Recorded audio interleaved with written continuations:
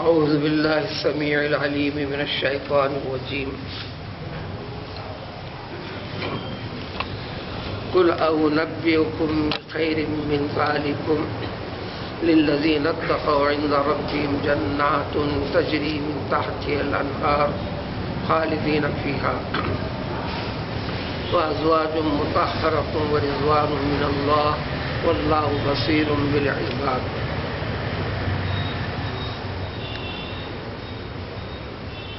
کل کی گزری ہوئی آیت اور اس کی تفسیر، اس کے معنی اور مطلب کی تکمیل آج کی اس آیت میں ہے. کل گزری ہوئی آیت میں ذکر کیا گیا تھا کہ دنیا کی ہر چیز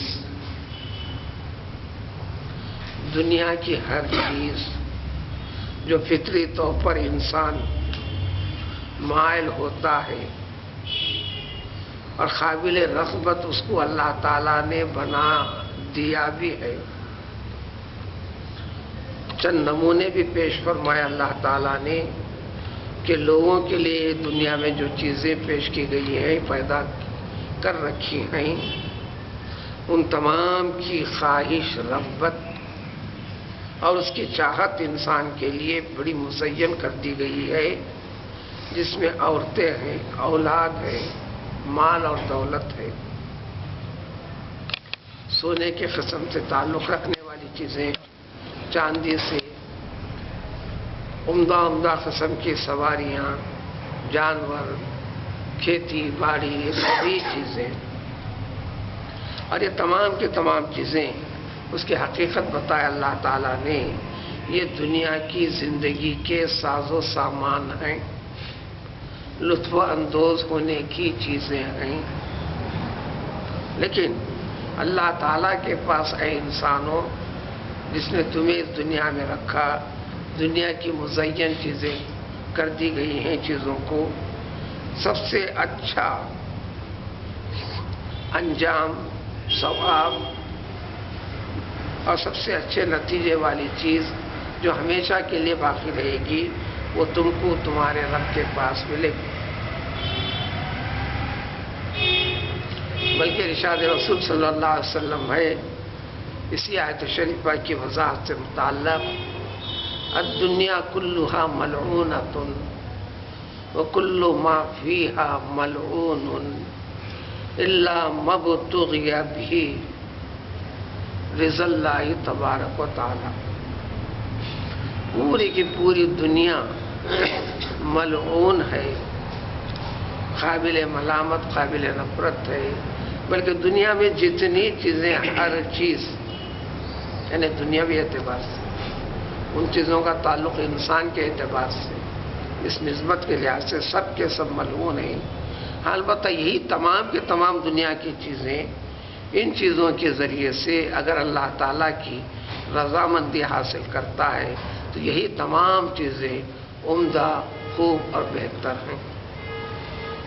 یعنی ان تمام چیزوں میں لگے رہنا آدمی، لیکن حکم خداوندی کی اور اس کے منشے کے مطابق.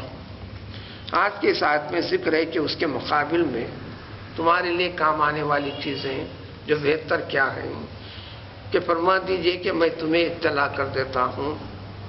کیا میں اطلاع نہ کر دوں؟ یعنی کر دیتا ہوں، بتا دیتا ہوں کہ سب سے زیادہ بہتر چیز کیا ہے. من ذالکم، یعنی سابق آیت میں چیزیں جو حب الشہوات من النساء والبنین والقناطیر المقنطرہ، یہ ساری چیزیں ذکر کیے ہیں. ان تمام چیزوں سے افضل اور بہتر چیز اس کو حاصل کرنے کے لیے جد و جہد کرو. اور وہ چیزیں ملیں گی کس کو؟ للذین اتقوا، متقیوں کے لیے. وہ لوگ جنہوں نے اللہ تعالیٰ کا خوف رکھ کر اللہ کے سارے احکام کی اتباع پر فرمانبرداری کیے ہوں، اور جن چیزوں سے منع فرمایا ہے اس سے رکے ہوں. پورے قرآن میں جہاں جہاں تقویٰ بول کا ذکر آئے گا، یا متقی بول کا ذکر آئے گا، یا متقین بول کا ذکر آئے گا، اردو کے اندر ایک اور دو لفظوں کے اندر ترجمہ اس کا دشوار ہے. اس کا مطلب ایک ہی ہوگا کہ اللہ تعالیٰ کے تمام احکام کی اتباع اور فرمانبرداری کرتے ہوئے تمام چیزوں سے، جن چیزوں سے منع کیا گیا ہے اس سے بچتے ہوئے اللہ کی ناراضگی سے بچنا، اللہ کا خوف رکھتے ہوئے اطاعت و فرمانبرداری کرنا، یہ ایک ہی مفہوم ہے. یہ کیفیت صفت جن لوگوں کے پاس ہوگی تو ان کے لیے اللہ تبارک تعالیٰ نے ان تمام چیزوں سے، دنیا کی تمام چیزوں سے افضل و بہتر جو چیزیں ان کو ان کے رب کے پاس ملیں گی، یہ چیزیں ملیں گی. جنات ملیں گے، جنتیں ملیں گی. ایک نہیں، کئی جنتیں، کم سے کم 2 جنتیں، اس سے زیادہ. یوں سمجھو کہ انسان دنیا کے اندر اس کے 2-4 باغات ہیں، ہر قسم کی آرائش والی چیزیں ہیں جو انسان کے تصور میں ہیں. اللہ تعالیٰ کئی باغات عطا فرمائیں گے.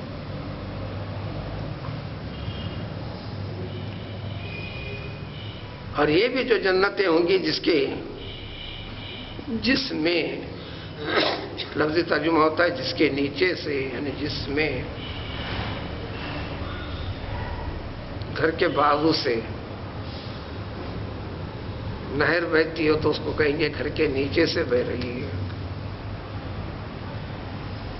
گھر کے سامنے نالا ہے تو کہیں گے کہ گھر کے نیچے نالا ہے. تو ان جنتوں کے اندر نہریں رواں دواں رہیں گی ہمیشہ کے لیے. اور ان جنتوں میں جنتی خالدین فیہا ہمیشہ ہمیشہ رہیں گے. جیسا دنیا میں ایک مدت کے بعد دنیا کو چھوڑ کر جانا ہے، ایسا نہیں ہوگا. دنیا کے حیات میں کبھی خوشی کبھی غم، رد و بدل ہے.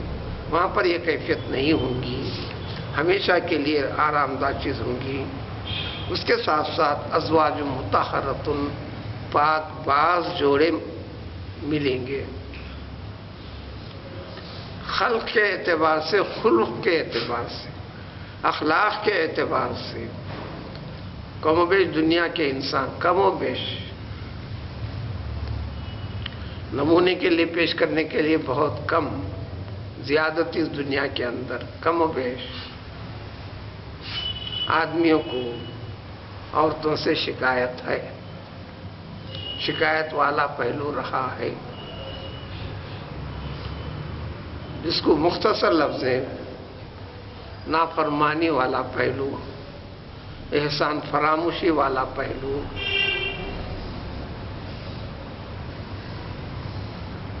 یہ عورتوں کے مزاج میں دنیا کے اندر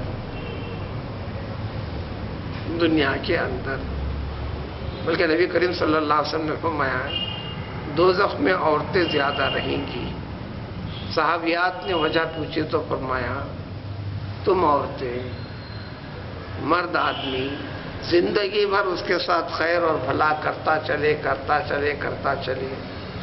لیکن زندگی کے کسی موڑ میں ذریع سی کوئی اس کے منشے کے خلاف چیز دکھی تو وہ کہہ دیتی ہے سارے احسانات کو، اچھائیوں کو فراموش کر ہمارے ساتھ تم نے کیا ہی کیا ہے. اور آگے بڑھ کر فلاں کو دیکھو نمونے بھی پیش کرتی ہے.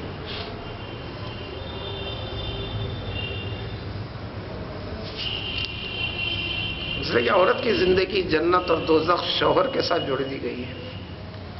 اس کے لیے جنت کا اصول آسان ہے، سمجھے تو اس کی جنت، اس کی دوزخ اس کے مرد کے ساتھ ہے.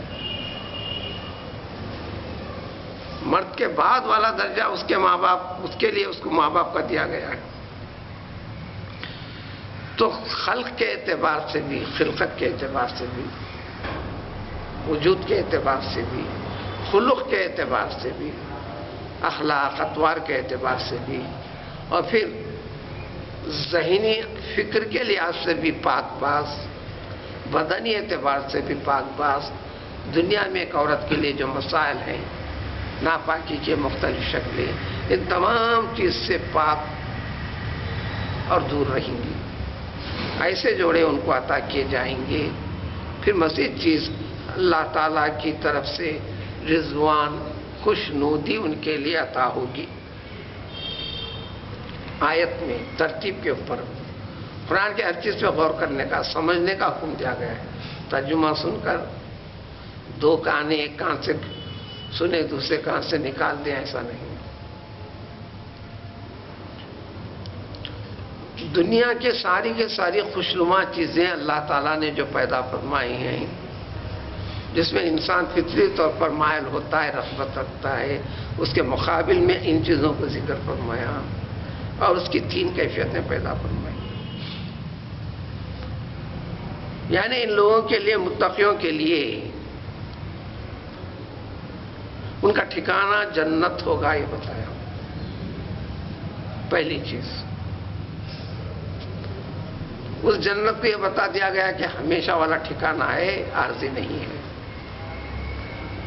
پھر دوسری چیز، اس جنتوں کے اندر تم کو تنہائی میسر نہیں ہوں گی جو وحشت ہو، دل نہ لگے، ایسی چیز نہیں ہوگی.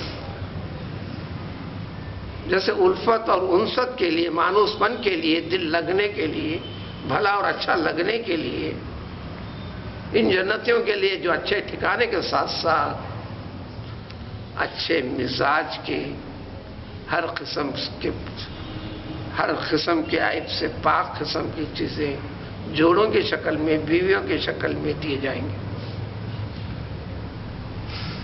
پھر ان 2 چیزوں سے بڑی چیز ایک ہوگی، اللہ تعالیٰ کی رضامندی اور خوشنودی ہوگی. اسی کی وضاحت پیغمبر صلی اللہ علیہ وسلم نے فرمایا، اللہ تعالیٰ جنتیوں سے خطاب کرے گا، یا اہل الجنہ، اے جنتیوں. فوراً جنتی آواز دیں گے، لبیک وسعدیک والخیر بیدیک. ہاں اللہ تعالیٰ ہم متوجہ ہیں. اللہ پوچھے گا، حل رضیتم، کیا تم راضی ہو؟ جنتی کہیں گے، راضی نہ ہونے کی کیا وجہ ہے؟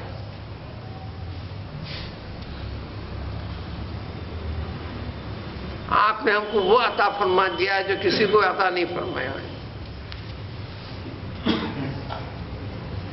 یہ جواب سننے کے بعد اللہ تعالیٰ نے فرمایا، کیا میں تم کو اس سے بہتر چیز اور نہ عطا کروں؟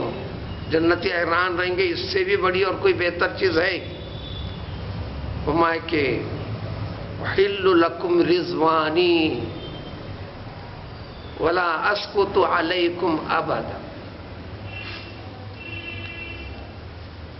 جنت اور جنت کی نعمتیں اور خوشیوں کے پورے عطا کر دیے جانے کے بعد جو سب سے بڑی نعمت میں تمہیں عطا کر رہا ہوں وہ ہے کہ میں تم سے راضی ہوں، کبھی ناراض نہیں ہوں گا، کبھی بھی ناراض نہیں ہوں گا، ہمیشہ تمہارے ساتھ راضی رہوں گا. یہ سب سے بڑی چیز ہوگی. رسول اکرم صلی اللہ علیہ وسلم فرمایا، قیل لی فی المنام. پیغمبروں کو وہی کبھی خوابوں سے بھی فرماتے ہیں. مجھے ذکر کیا گیا، بتا دیا گیا، سید بنا دارن وصنع مادبتن وارسل داعیا فمن اجاب دخل الدار واکل من المادبہ وَأَكَلَ مِنَ الْمَعْدُبَةِ وَرَضِيَ عَنْهُ السَّيِّدُ. مجھے خواب میں بتا دیا گیا کہ دیکھو ایک سید، اردو والے سید کہتے ہیں، سید کوئی چیز نہیں، یا کچھ زیر سے پڑھنا، سید، ایک سید بڑا بزرگ مرتبے والا، سیادت قیادت کا حامل، یہ مفہوم ہوتا ہے سید کا. ایک سید نے ایک گھر بنایا،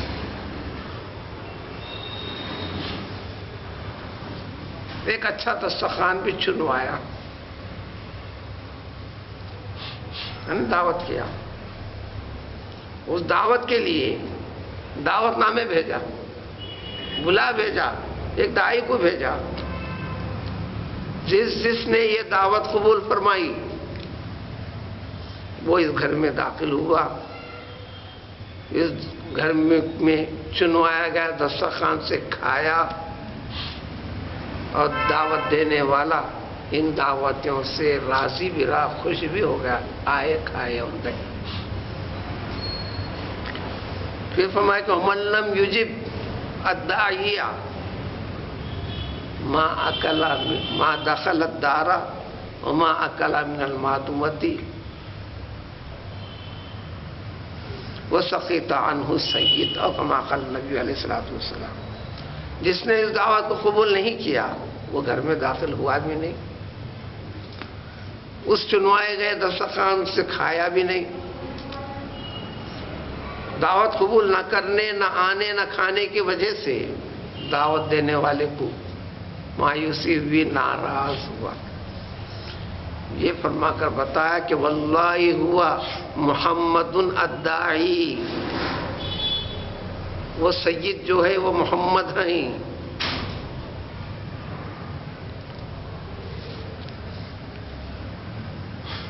اور وہ الدار جو گھر بنایا ہے وہ اسلام ہے.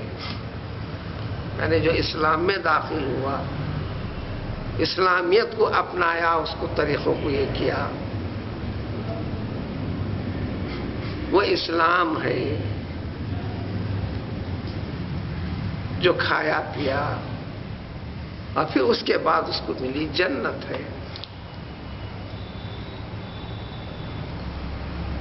اور اس اسلام کے نے دنیا سے دور رہنے سے منع کیا، دنیا میں کھو جانے سے منع کیا.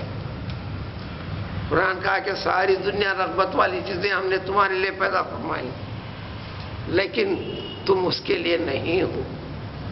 ان چیزوں سے تم کو دور رہنے کے لیے بھی نہیں کہتے ہو. تمہارا ربط اور تعلق، تمہارا ربط اور تعلق عورتوں سے ہوگا، اسلام کے احکام اور طریقے کے مطابق ہوگا. اولاد سے ہوگا، اسلام کے احکام، اس کے طریقے اور تعلیم کے ساتھ ہوگا. زندگی گزرے گی، دنیا کی ہر چیز سے تعلق رہے گا، لیکن اسلام کے نقطہ نظر سے. ان پہلوؤں کی وضاحت پورا قرآن کئی طریقے سے کرتا ہوا ہے. حتیٰ کہ انبیاء کرام علیہ السلام کو فرمایا یاکلون ویمشون فی الاسواق. ہر نبی ضرورتوں کی تکمیل کے لیے بازاروں کو بھی گئے اور آئے ہیں. انہیں بھوک لگی ہے، کھائے اور پیے ہیں.